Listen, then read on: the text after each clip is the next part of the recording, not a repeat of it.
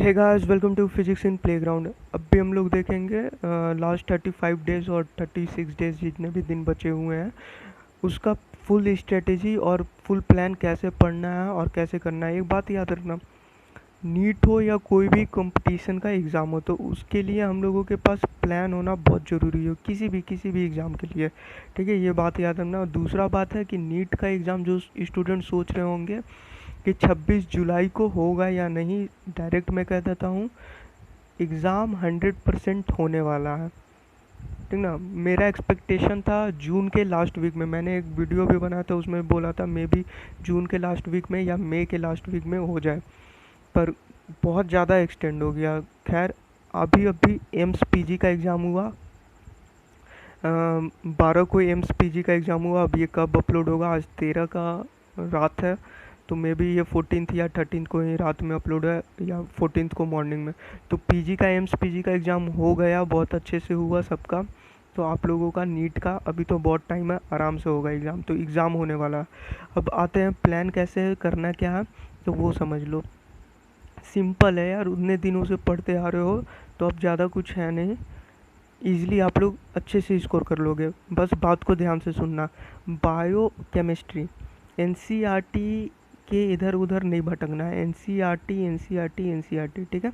Bio को तो पूरे अच्छे से एनसीईआरटी पढ़ने हैं, पहले एनसीईआरटी को अच्छे से कवर कर लेना है। फिर मैंने जो भी नोट्स अपलोड किए हैं उसमें कुछ एक्स्ट्रा पॉइंट्स मिलेंगे, वो एक्स्ट्रा पॉइंट्स को देख लेना है। उस एक्स्ट्रा पॉइंट्स को देखने के बाद केमिस्ट्री के organic and inorganic, sorry chemistry पे आ गया, उस एक्स्ट्रा पॉइंट्स देखने के बाद प्रीवियस ईयर के क्वेश्चन लगा लेने हैं। सारा कुछ यहाँ पे लिखा हुआ, प्रीवियस ईयर क्वेश्चन लगा लेने हैं नीट के, ऑलमोस्ट 30 से 25 साल। सेफ बोलोगे तो 2003 से लगा लेना, ठीक है, 2003 से 2019 तक। पर और भी अच्छा कॉन्सेप्ट डेवलप करना है, कॉन्सेप्ट डेवलप करना है हाई लेवल पे, तो एनसीईआरटी एग्जाम्पलर करके एक बुक आता है प्लांट फिजियोलॉजी, उसका पूरा प्लांट फिजियोलॉजी लगा लेना है एनसीईआरटी एग्जाम्पलर।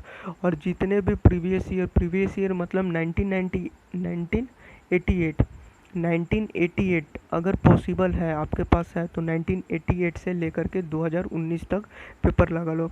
स्टार्टिंग के मतलब 2000 तक का उतना कोई काम का नहीं होगा, पर हाँ कॉन्सेप्ट आपका इंक्रीज हो जाएगा।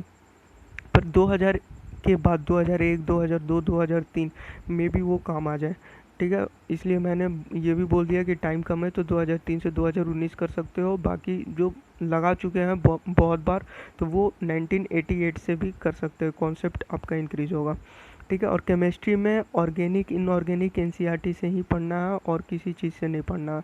सबसे अच्छा बुक है एनसीईआरटी ऑर्गेनिक और इनऑर्गेनिक के लिए, डायरेक्ट क्वेश्चन उठ करके वहीं से आएंगे। पीआईपी का एक बार जा करके ऑर्गेनिक का सारा लेक्चर देख लो, 1 घंटे में आपका पूरा ऑर्गेनिक है, तो आप लोगों का कॉन्सेप्ट क्लियर हो जाएगा। उसके बाद आता है जेई के previous year question, chemistry and physics में आप लोगों को जेई का प्रीवियस ईयर क्वेश्चन करना है। और ये मैं स्टार्टिंग से बोलते आ रहा हूँ, कर लो कर लो कर लो, जिन्होंने किया होगा उनका बहुत अच्छा मार्क्स आएगा, बस भरोसा रखो, ठीक है। और पीआईपी का जितना फॉर्मूला डला हुआ है, छोटे छोटे लेक्चर्स डले हैं, जितने न्यूमेरिकल्स डले हुए हैं, और बहुत सारे न्यूमेरिकल्स मैंने सॉल्व भी करवाया है, वो न्यूमेरिकल्स देख लो, जैसे Newton's law of motion, electrostatics, magnetics, optics, ray optics, wave optics, SHM, waves motion, circular motion, kinematics, rotation, gravitation, thermodynamics, heat and transfer, semiconductor, modern physics का टोटल पार्ट, ठीक है। वो सारा कुछ कर लो तो आप लोगों का बहुत अच्छा स्कोर आएगा। बहुत बहुत फिजिक्स में आप लोग बोलते हो ना, उतना पॉसिबल नहीं होता है कि 150 प्लस कर पाए, पर 150 प्लस हो जाएगा ढंग से अगर कर लो तो। सारे क्वेश्चन पक्का, ये 100% गारंटी रखना हो जाएगा। और फिजिक्स बनाने का एक तरीका याद रखना, हर बार मैं बोलता हूँ, फिजिक्स तभी बनेगा तब 3 चीज़ें आपको आएगी। वो 3 चीज़ें क्या होती है, वो 3 चीज़ें होती है कॉन्सेप्ट, नंबर 1, सबसे नंबर 1 प्रायोरिटी के हिसाब से चले तो नंबर 1 कॉन्सेप्ट, दूसरा आप लोगों का आता फॉर्मूला, तीसरा अप्रोच। ये 3 ही हैं जिसके कारण आप लोग कोई भी क्वेश्चन सॉल्व कर पाओगे। अगर सिर्फ फार्मूला रट के जाते हो नीट में मे बी 20 क्वेश्चन करके खुश हो जाओगे, पर 20 आफ्टर 20 कहानी ख़त्म, ठीक है। पर अगर आपको थोड़ा सा लेवल बढ़ा दिया जाए, जेई एडवांस दे दिया जाए, तो सिर्फ और सिर्फ फार्मूला रट के एक एक क्वेश्चन बोलते हैं ना, मान लो अगर 25 क्वेश्चन आते, 25 क्वेश्चन में आप एक सिंगल क्वेश्चन नहीं लिख करके आओगे, 25 का 25 बनाओगे, 25 नेगेटिव जाएगा, या 25 का 25 एक भी नहीं बनेगा। तो इसलिए यार प्रिपरेशन अपना हाई लेवल पे रखोगे तो नीट तो फोड़ दोगे, 150 प्लस ईजिली कर लोगे। तो पहला कॉन्सेप्ट क्लियर रखना, कुछ भी हो जाए कॉन्सेप्ट क्लियर होना चाहिए। क्वेश्चन नहीं बनेगा, बता दिया हूँ, पूरा क्वेश्चन एग्ज़ाम में करके नहीं आना है। ऐसा कोई ज़रूरी नहीं है कि पूरा क्वेश्चन करके आओ। कितना क्वेश्चन छोड़ना है, कितना करना है, ये सारा कुछ मैंने पिछले वीडियोस में भी बता दिया। तो इसलिए कॉन्सेप्ट पे फोकस करो। हर एक चैप्टर्स को, आपका स्ट्रॉन्ग आपका वीक वो आपको मालूम है, मुझे नहीं मालूम है। तो अपने स्ट्रॉन्ग के कॉन्सेप्ट तो स्ट्रॉन्ग करो ही, प्लस वीक के भी स्ट्रॉन्ग करो। उसके बाद फार्मूला सारा आपको आना चाहिए, जितने भी फार्मूलाज हैं सारा फार्मूला आपको आना चाहिए, आपके टिप पे होना चाहिए फार्मूला।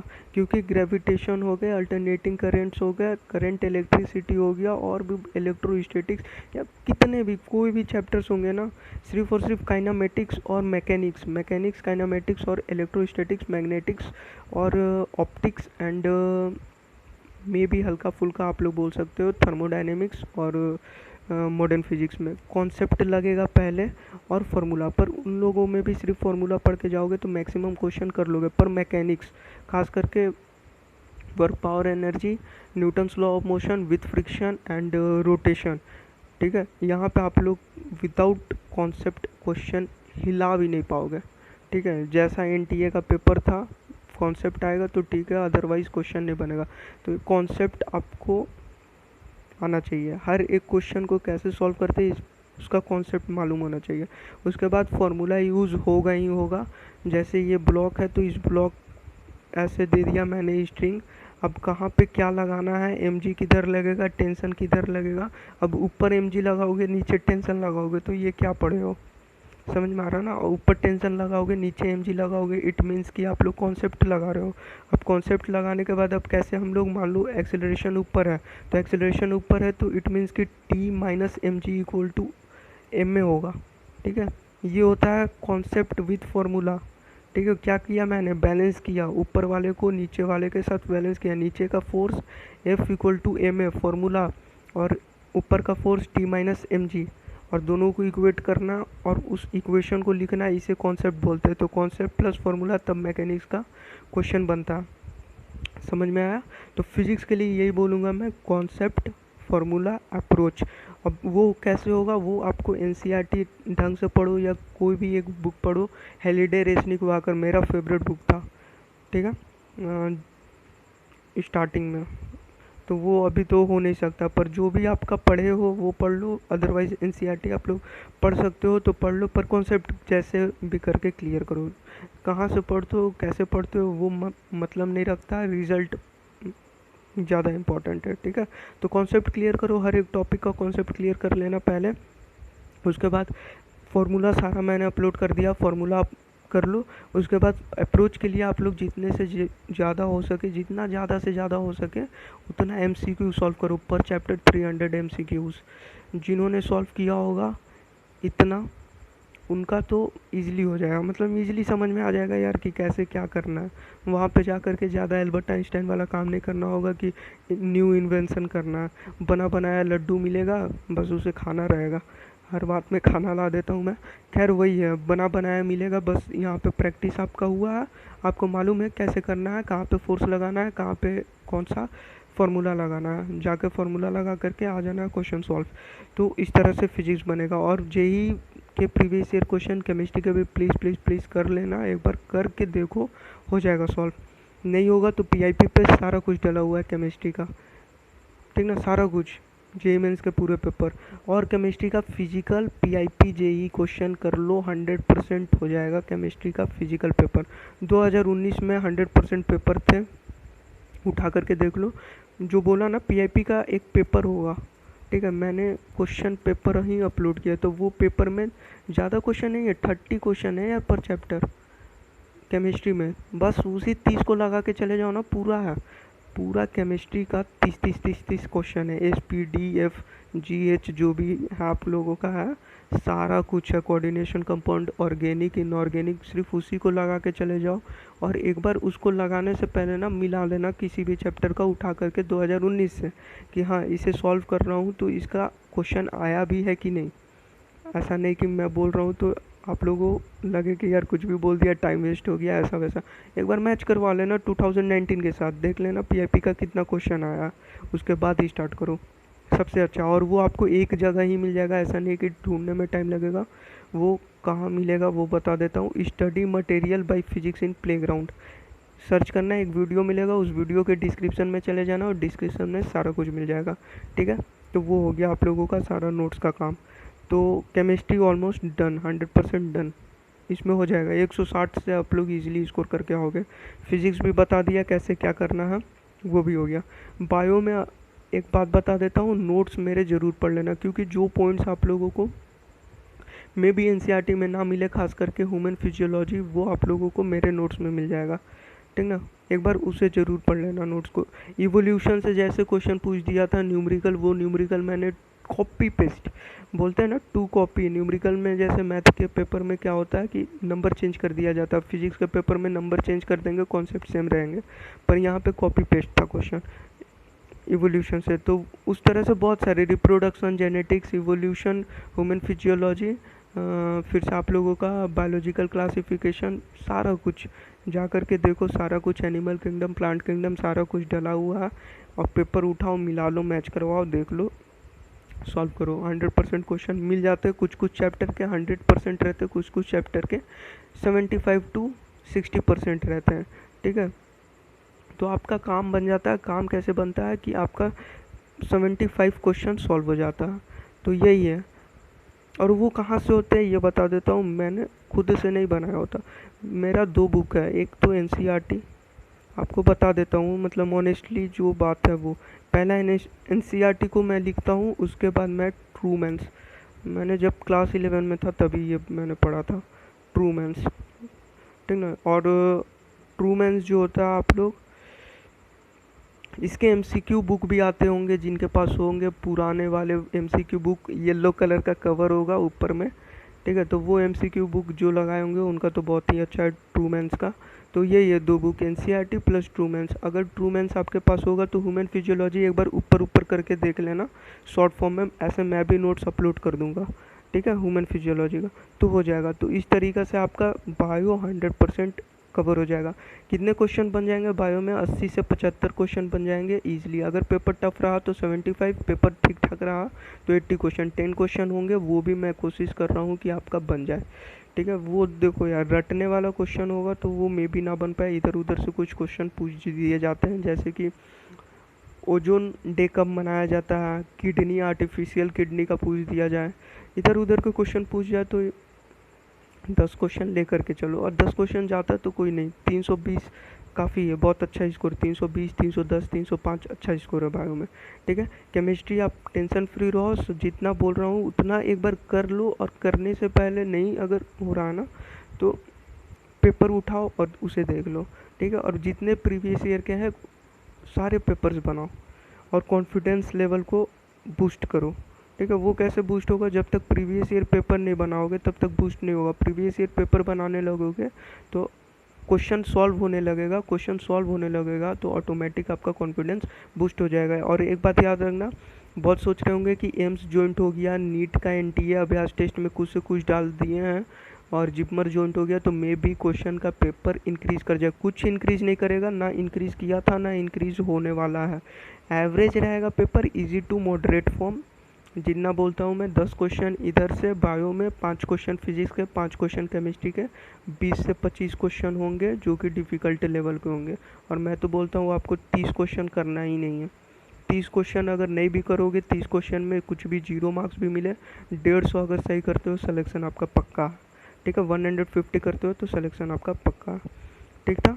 तो ये था आप लोगों का टोटल 35 डेज़ का स्ट्रेटेजी। NCERT में बायो NCERT से पढ़ना है और आप लोग प्रीवियस ईयर क्वेश्चन करना है, ईयर्स बता दिया कितने साल का करना है, और मेरे एक बार नोट्स पढ़ लेने हैं सारे, और जितने हो सके उतने एमसीक्यू सॉल्व करने हैं।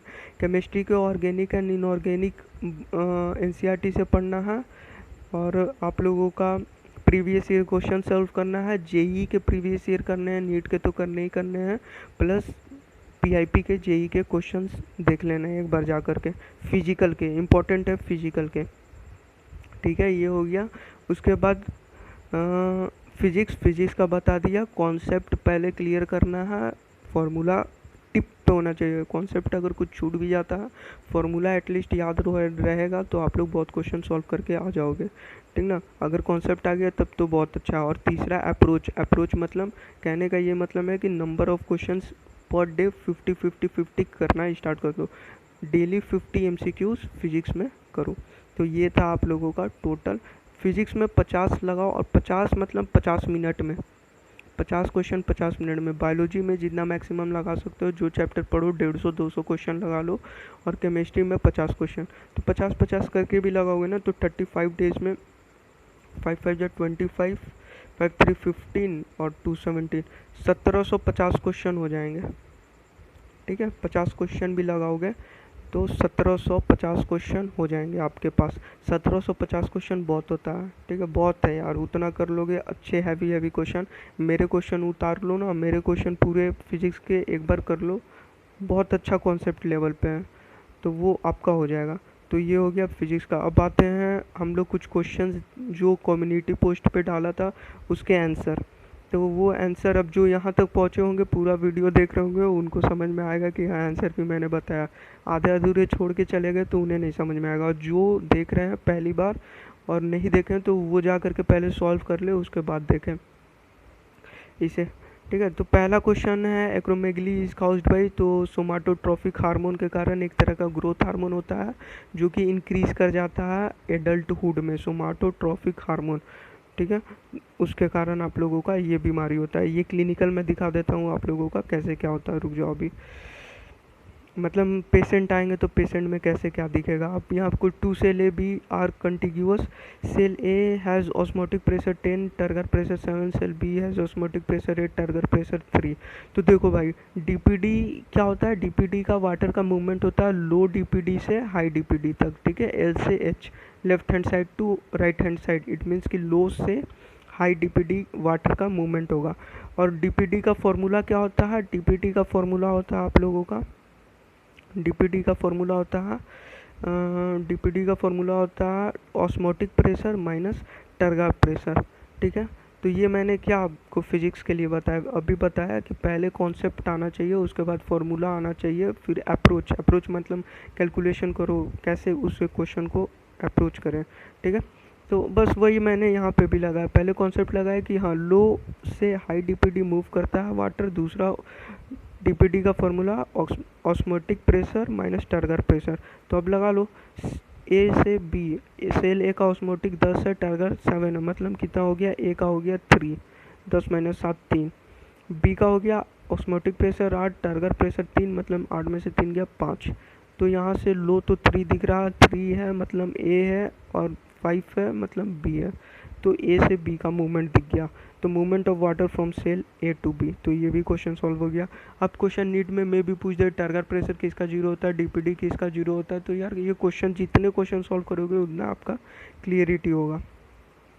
अब क्वेश्चन है आप लोगों के सामने, question inflammation of joints due to accumulation of uric acid crystal is called got.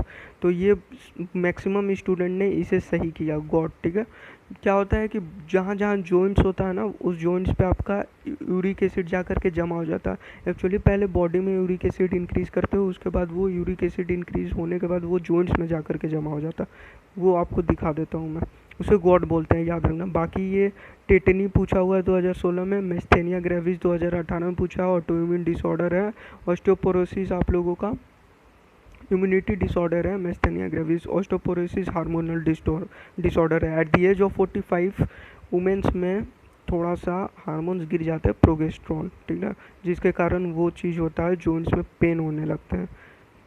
पढ़ लेना अच्छे से। Which of the following is an occupational respiratory disorder. 3 तरह के होते हैं, एक सिलिकोसिस, न्यूमोकोनियोसिस और एक और है तो इसमें हम लोग ऑप्शन क्या क्या दिया है, एम्फेसिया, तो याद रखना सिगरेट स्मोकिंग 2016 में भी पूछा है, ज़्यादा स्मोक करोगे तो ये बीमारी होगा। और ये आप लोगों का करेक्ट आंसर न्यूमोकोसिस। ये एक्चुअली कब होता है, ये कोल में होता है, खास करके धनबाद में। जो झारखंड के हैं उन्हें मालूम है धनबाद में क्या होता है, वहाँ कोल माइनिंग फैक्ट्रीज हैं, तो उनमें बहुत ऐसा बीमारी देखने को मिलता है। ठीक है, सिल्कोसिस और pneumoconiosis. Why are Australia pink legs, बहुत स्टूडेंट ने इसे गलती किया। अब एनसीईआरटी पढ़ के रेड डाइनोफ्लैगलेट गोनिलेक्स कर दिया, तो ठीक से तो पढ़ा नहीं एनसीईआरटी में रेड ओशियन के कारण, रेड ओशियन का कारण बताया है इसे। ठीक है, और ऑस्ट्रेलिया पिंक लेग्स है ड्यूनेलिया सेलिनिया। ठीक है, इसके कारण होता है आप लोगों का option number C is correct option, इसके कारण पिंक हो गया। एक तरह का एल्गे है ये। अब ये था आप लोगों का एक्रोमेगलिया, जिसके मतलब इसमें क्या होता है, अब मानो या ना मानो मुझे ऐसा लगता है ग्रेट खली को भी यही प्रॉब्लम है। WWE रेसलर है एक, ग्रेट खली, शायद आप लोग जानते हो। मुझे ऐसा लगता है ये प्रॉब्लम है, उसने कुछ ट्रीटमेंट कराया है इसलिए वो ठीक है, क्योंकि उसका फिजिकल अपीयरेंस, उसका हाथ देख लो, उसका पैर देख लो और चेहरा देख लो, जो फेशियल का फीचर होता है ना पूरा इंक्रीज कर जाता है। जैसे इसमें हाथ देख रहा है पूरा का पूरा ब्रॉड साइज में है और पूरा इंक्रीज किया हुआ है। नॉर्मल ऐसा होता है, ये देखो कैसा नॉर्मल लेग ऐसा होता है, इसका लेग देखो कैसा। ठीक है, अब यहाँ पे ये दिख रहा है गॉट, यहाँ पे क्या हो रहा है, जहाँ जहाँ जॉइंट्स होता है मेटाकार्पल जॉइंट्स यहाँ पे, और ये कार्पल कैनाल हो गया। अब उतना डीप नहीं जाऊँगा एक्सरे वगैरह में, बस इतना देख लो जहाँ जॉइंट्स है यूरिक एसिड इंक्रीज कर गया है, जिसके कारण आपका गॉट होता है। ठीक है, और एक और चीज़ बोलते हैं गॉट टॉफ़ी, ये जो पीला पीला दिख रहा होगा, ये क्या किया है, डिसेक्शन किया गया है, जहाँ पे गॉट हुआ है उसे डिसेक्ट किया गया, तो आप लोगों को ये दिख रहा होगा। अच्छे से देख लो एक बार इसे। ठीक है, थोड़ा मेडिकल का मे भी फील आता होगा आप लोगों को। ठीक ना, तो होगा, सारा कुछ हो जाएगा, बस ढंग से पढ़ो सब कुछ होगा। सो यही था आप लोगों का सारा कुछ, प्लान बता दिया, क्वेश्चन का आंसर बता दिया। सो अब देखते हैं और मिलते हैं नेक्स्ट क्लास में। Thanks and best of luck for your exam. अच्छे से पढ़ो, सिलेक्शन हो जाएगा। ठीक है, thanks and best of luck for your exam.